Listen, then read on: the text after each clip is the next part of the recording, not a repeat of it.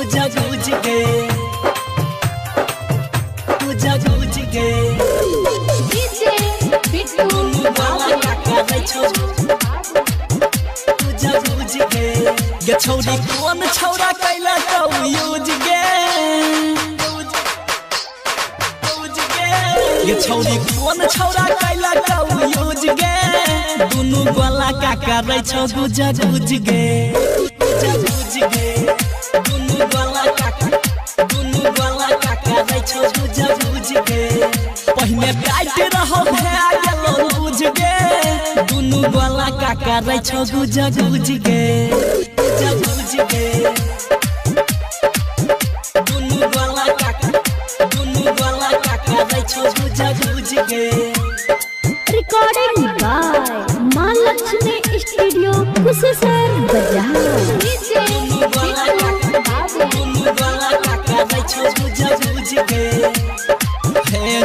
कौन छौरा छौरी तोरा बोहनी करलक अपना जवानी के रस भैर देलक रस भैर देलक कौन छौरा छौरी तोरा बोहनी करलक अपना जवानी के रस भैर देलक तोरा हेराई गेलो सब सुधा बुद्धि गे हेराई गेलो सब सुधा बुद्धि गे तोरा हेराई गेलो सब सुधा बुद्धि गे दुनु गला का करे छौ गुजा गुज गे गुजा गुज गे दुनु गला का करे छौ गुजा गुज गे मिक्स बाय राहुल बाबू करे छौ गुजा गुज गे दुनु गला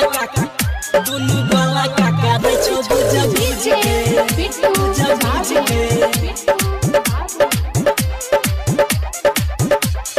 पहले रही कमया भे गेलो बम गए कैली कोना गलत काम क्या करा संग गे क्या करा संग गे क्या करा संग गे पहले रही कमया भे गेली बम गए कैली कोना गलत काम क्या करा संग गे क्या करा संग पर मुझे हाथ कहै छौ बात बुझ गे बात बुझ गे बात बुझ गे राइटर चंचल कहो बात बुझ गे